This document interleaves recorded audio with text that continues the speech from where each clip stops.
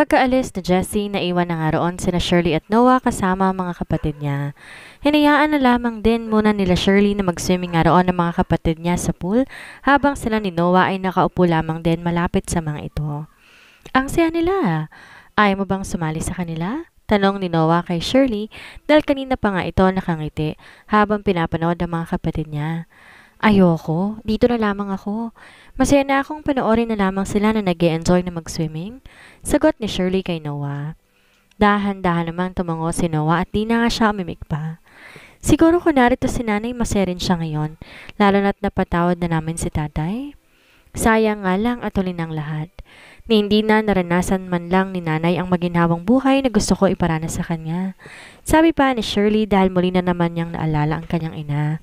Kahit kasi ilang buwan na nakakalipas simula nang mamatay ang kanilang ina, di pa rin talaga maiwasan ni Shirley na malungkot tuwing maalala niya ito. Gustong-gusto niya kasing maranasan ng kanyang ina ang maginhawang buhay dahil palagi na lamang silang nanghihirap noon. Kaso, talagang iniwan na nga sila nito dahil sa sakit.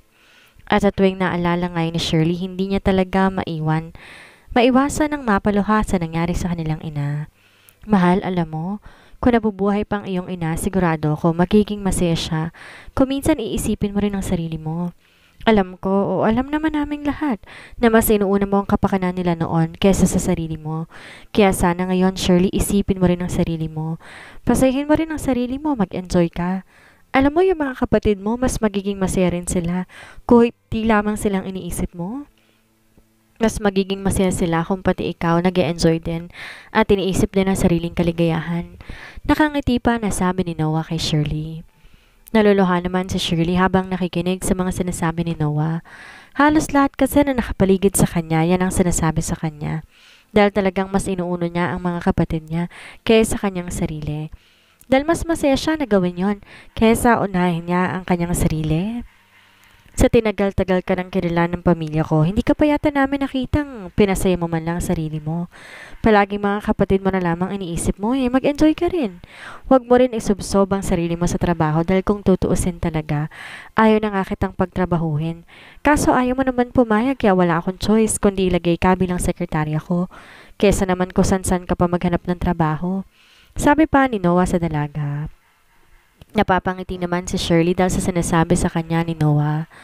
Sa totoo lang, iniisip na nga ni Shirley na napakaswerte na niya sa kanyang nobyo dahil bukod sa mabait nga ito. Talagang mapagmahal pa nga at bonus pa na napakabait din ang buong pamilya nito. Kaya wala naman na talaga siyang mahihiling pa. Kaya nga mahal na mahal niya ito dahil ramdam na ramdam niya kung gaano siya kahalaga dito. Mahal, salamat ha. Salamat sa lahat-lahat. Sa pag-intindi sa akin, sa pagkupkup sa akin ng mga kapatid ko. Higit sa lahat, salamat sa pagmamahal mo sa akin. Wala na nga ako ibang hahanapin pa dahil nasa iyo na nga ang lahat eh. Mahal na mahal kita, Noah. At sana hindi ka magsawang intindihin ako at sana hindi ka magbago sa akin. Maluha-luha na naman nasabi ni Shirley kay Noah. Agad namang napapangiti si Noah, tsaka niya dinampian na magaan halik si Shirley sa noo. Mahal na mahal din kita, Shirley, at pangako, hindi ako magbabago at pakamamahalin kitang lalo hanggang sa huling hininga ko. Nakangiti pang sagot ni Noah kay Shirley at sa kanya to dinampian naman ng halik sa labi. Napapangiti na lamang talaga si Shirley. Na ramdam niya talaga kung gaano siya kamahal ni Noah. Nakontento na lamang din silang dalawa sa panonood sa mga kapatid ni Shirley hanggang sa umahon na nga ang mga ito. Dahil hapon na nga at mga nilalamig na nga rin ang mga ito. Samantala naman pagka-uwi ni Jessie sa kanilang mansyon, nagulat pa siya dahil pagkapasok niya roon, nagkabanggaan pa nga sila ni Greg. Greg? Gulat na gulat naman si Greg na makita niya si Jessie. Akala niya kasi may gala ito at gabi pa makakauwi. Ha? Oo, may trabaho nga ako. May bibisitahin sana kita kasi namimiss na kita kaya ako narito.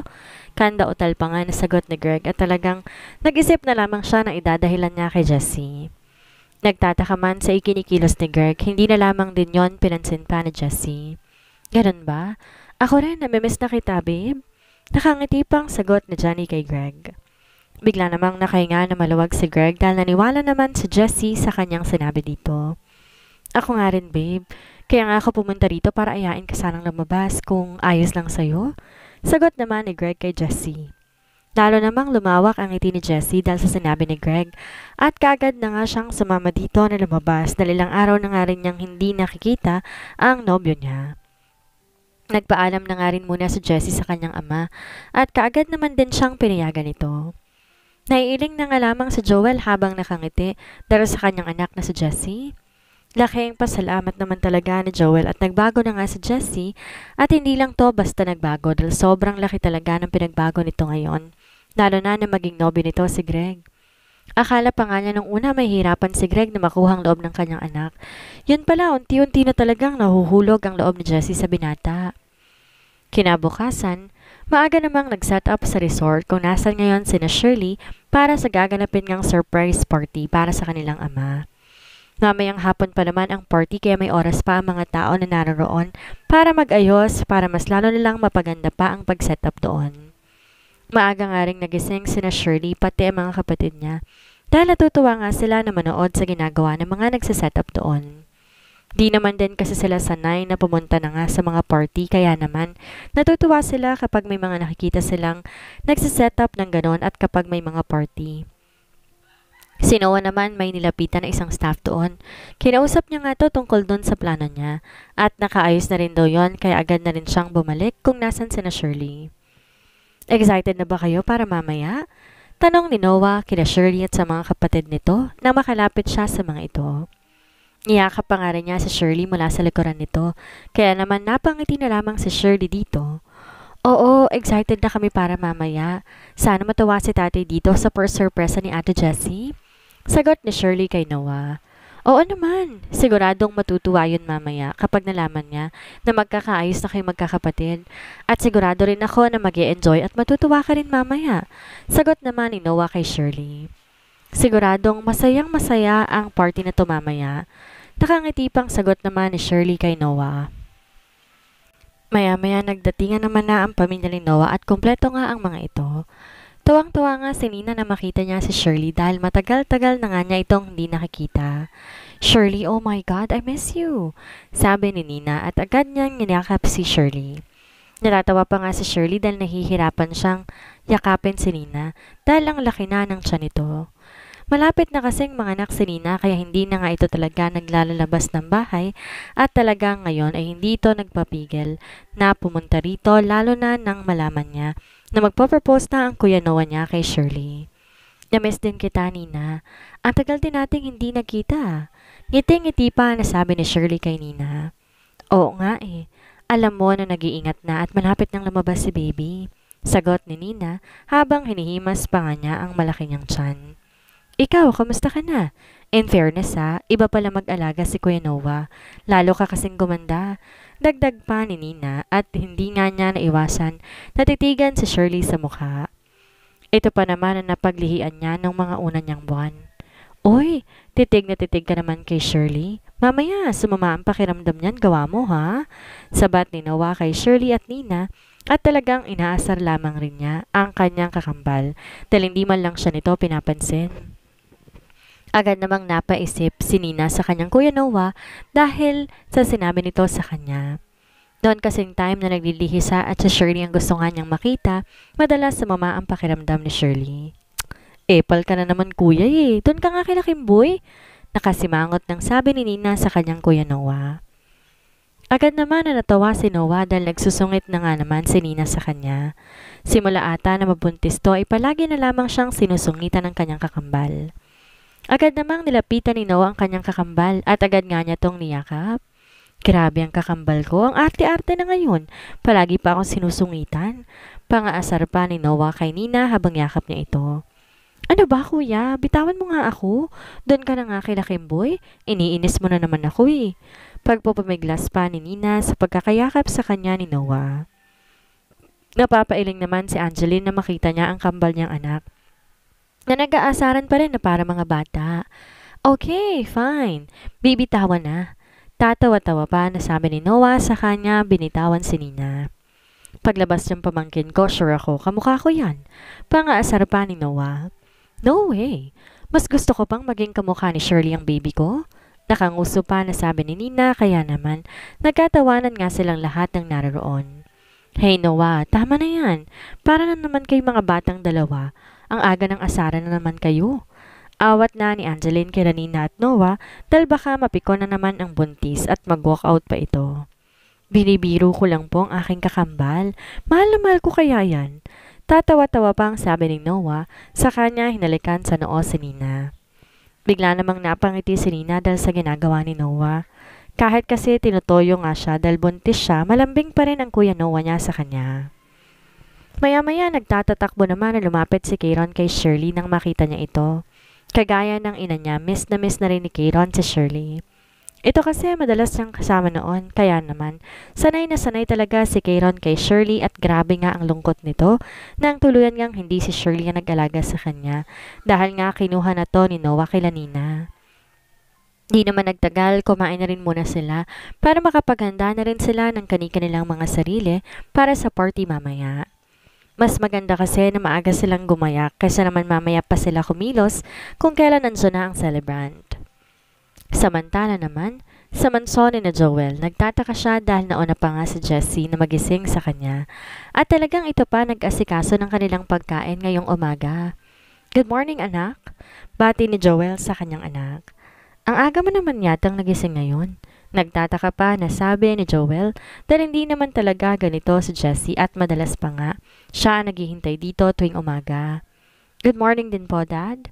Bati rin naman ni Jessie sa kanyang ama at saka siya lumapit sa kanyang ama at agad na humalik sa pisngi nito. Siyempre po, maaga po ako ngayon dahil espesyal po para sa inyong araw na to. Nakangiti pa na sabi ni Jessie saka siya may kinuhang box sa kalapit na upuan niya. Happy birthday dad, you're the best dad ever. Bati pa ni Jessie saka siya may kinuha na box sa kalapit na upuan niya. Nagulat naman si Joel at sandaling napaisip dahil hindi na nga niya namalayan, kaarawan nga pala niya ngayon. Napangiti na lang din siya nang bigla siyang yakapin ni Jessie. Salamat anak, pasensya ka na hindi ko na namalayan, kaarawan ko na pala ngayon. Natatawa pa ang sabi ni Joel sa kanya hinalikan sa doktok ng ulo si Jessie. Paano po kasi? Subsob na subsob kayo sa trabaho, kaya hindi nyo namamalayan ng araw. Yan tuloy, pati birthday nyo nakalimutan nyo na rin. Sagot ni Jessie, sa kanya giniyang kanyang ama paupo para makakain na nga sila ng kanilang agahan. Pasensya ka na anak, masyado kasi talagang maraming trabaho sa opisina eh. Sagot ni Joel kay Jessie. Wait lang dad, siguro naman po wala kayong gagawin ngayong araw, di ba? Sunday ngayon dad, kaya dapat wala. Sabi pa ni Jessie sa kanyang ama dahil baka magdahilan na naman to sa kanya. Bigla namang napaisip si Joel dahil may mga ilan nga siyang dala ng mga dokumento na kailangan niyang basahin ngayon. Meron akong kailangan mga basahing dokumento ngayon anak pero dito lang naman ako sa bahay. Di naman ako pupunta sa kumpanya. Sagot ni Joel kay Jessie. Natigilan naman si Jessie dahil baka nga hindi sumama ang kanyang ama sa kanya. Di niya kasi ito po pwedeng sabihan nung nakaraan na may lakad sila ng Sunday dahil baka makahalata nga ito. Dad, birthday mo naman. Baka pwedeng bukas mo na lang gawin yan o kaya naman sa isang araw. Birthday mo ngayon dad at gusto ko sana mamasyal tayong dalawa. Sige na dad, please. Pakiusap pa ni Jessie dahil hindi talaga pwedeng hindi niya to magawa ng paraan ngayon dahil nakahanda ng lahat sa resort mamaya. Napabuntong hininga naman si Joel. Sandaling pinakatitigan si Jessie. Bigla niyang narealize na ngayon na lamang din ito ulit naglambing sa kanya at dapat nga matawa siya ngayon dahil bumait na ito. Okay, fine. Total, ngayon ka na lang talaga ulit naglambing sa akin. Pagbibigyan kita anak. Nakangiti pang sagot ni Joel kay Jessie. Saan mo ba gustong pumunta ngayon? Tanong pa niya sa kanyang anak. Agad namang napangiti si Jessie dahil sa sinabi ng kanyang ama. Kamuntik na talagang maunsyame ang kanyang surprise party para dito. Basta dad, ako na pong bahala kung saan tayo pupunta mamaya. Nakangiti pa na sagot na Jessie. Pero ngayon, kumain na po muna tayo dad para naman may energy tayo mamaya sa pamamasyal natin. Dagdag pa na Jessie. Tumango-tango na lamang din si Joel sa kanyang anak. Agad namang pinagsandok ni Jessie ng pagkain ng kanyang ama at napapangiti na nga lamang siya dahil sasama nga sa kanya ang kanyang ama. Habang kumakain sila, bigla namang natigilan si Joel nang maalala niya sila Shirley at ang mga kapatid nito. Bigla tuloy siyang nalungkot dahil hindi niya nga kasama mga to ngayon sa kanyang kaarawan. Napabuntong hininga na lamang si Joel, saka nga niya pinagpatuloy ang kanyang pagkain. Naisip niya tawagan na lamang niya mamaya ang mga ito o di kaya naman ayain niya ang mga ito na mamasyal kasama si Jessie at dalangin niya na sana nga sumama ang mga ito. Pagkatapos silang kumain, pumunta naman na muna si Joel sa kanyang silid upang maligo at magbihes at balak nga niya na pumunta saglit sa kanyang opisina para pirmahan ang ilan sa mga dokumento na naroon. Samantalang si Jessie naman dumiretso na rin sa kanyang silid pagkatapos kumain upang mag-ayos ng kanyang sarili. Balak niya kasi munang pumunta sa mall bago sila pumunta sa resort ng kanyang daddy kung saan naghihintay na sina Shirley at ang mga kapatid nito. Kasama rin ang ilang malalapit sa kanila na inimbitahan nga nila sa party. "Kamusta dyan? Ayos na bang lahat dyan?" tanong ni Jessie kay Shirley. Tinawagan niya kasi ito habang nasa kanyang silid pa siya para hindi nga siya marinig ng kanilang ama. "Malapit na silang matapos mag-ayos dito, ate. Konti na lang din naman at tapos na nga sila. Dumating na rin ang iba pang mga bisita at narito na rin si Greg kasama ang pamilya niya." Sagot naman ni Shirley mula sa kabilang linya. Bigla namang napakunot ang noo ni Jessie dahil hindi niya alam na kasama pala ni Greg ang pamilya nito. Sinadya niya rin kasing paunahin na to doon para naman ready ng lahat pagdating nila ng daddy niya sa resort. Talaga? Kasama niya ang pamilya niya? Di pa rin makapaniwala na tanong ni Jessie. "Oo ate, halos kararating-lating nga lang din nila at pinadiretso ko na lang muna sila sa isang silid." Sagot naman ni Shirley. Tamango-tango naman si Jessie kahit na hindi siya nakikita ni Shirley. Pinagsawalang bahala na lamang din niya na kasama nga ni Greg ang pamilya nito. Inisip na nga lang niya na baka nakalimutan niyong banggitin sa kanya ng binata. "O sige na. Mamaya pa kaming hapon makakarating ni Daddy dyan. Ikaw na munang bahala dyan. Kapag nagkaroon ng problema, tawagan mo na lang ako kaagad ha?" Sagot ni Jessie kay Shirley. "Sige ate, ako nang bahala dito. Ingat kayo ni tatay sa pamamasyal at ingat din kayo sa pagpunta niya rito. See you later." Sagot ni Shirley bago nga nila tuluyang pinutol ang kanilang tawag. Pagkababa ng tawag, napapangiti na lamang talaga si Jessie dahil nga bukod sa surprise party nila para sa kanilang ama ay magpo-propose na nga rin si Noah kay Shirley. Pagkatapos mag-asikaso ng kanyang sarili, agad naman nang lumabas ng kanyang silid si Jessie at agad na nga rin siyang bumaba ng hagdan. Sakto naman, pagkababa niya ng hagdan, lumabas ang kanyang ama mula sa opisina nito na nasa kanilang bahay lamang. "Mukhang ayos na ayos ang anak ko ha," sabi ni Joel kay Jessie na makita niya ito at napansin nga niya, ayos na ayos nga ito.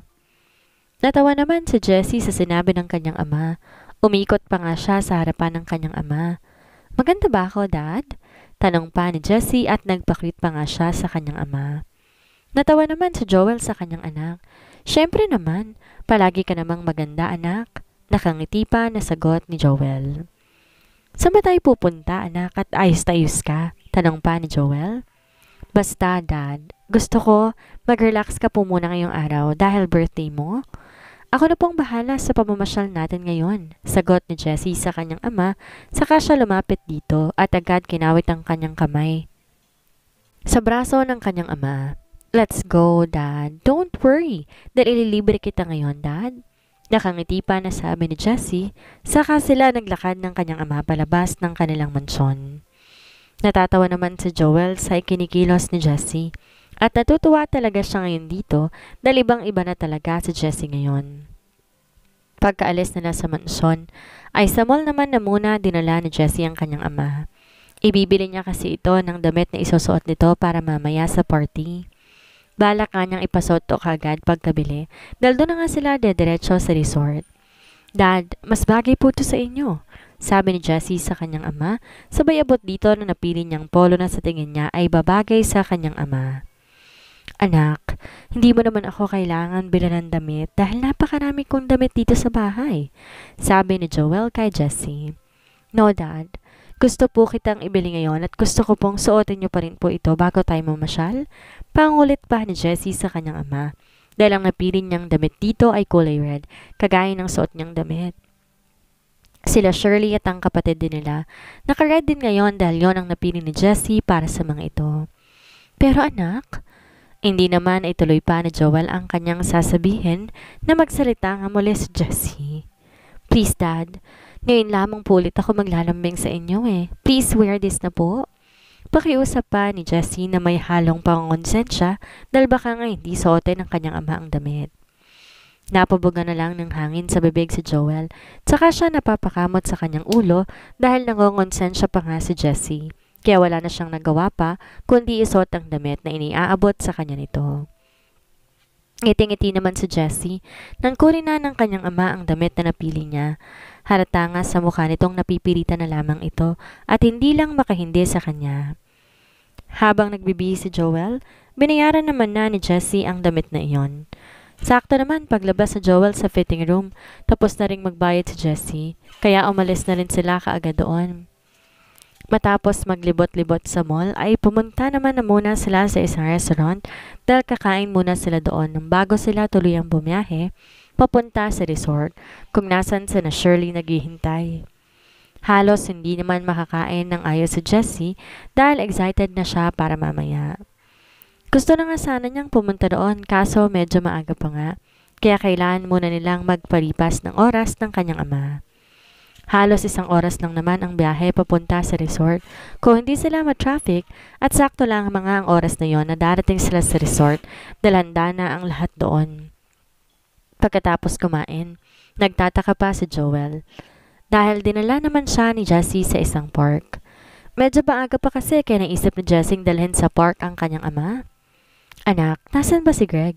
Bakit di na lang siyang inaya mong mamasyal dito sa park? Di na nakatiis na tanong ni Joel sa kanyang anak. Hindi kasi siya mahilig mamasyal, kaya naman naiinip na siya. Dad, ayaw mo ba akong kasama? Busy po yata si Greg at isa pa, ikaw po ang gusto kong kasama, Dad. Birthday mo ngayon, kaya dapat nag-e-enjoy ka. Sagot ni Jessie sa kanyang ama at napapansin na nga niyang naiinip na nga ito. Anak, gusto naman kitang kasama, pero kasi alam mo naman na hindi ako mahilig mamasyal, kaya pasensya ka na talaga anak. Sagot ni Joel kay Jessie at medyo nakonsensya pa nga siya, dahil ngayon na nga lang niya talaga nakasama ulit si Jessie na lumabas.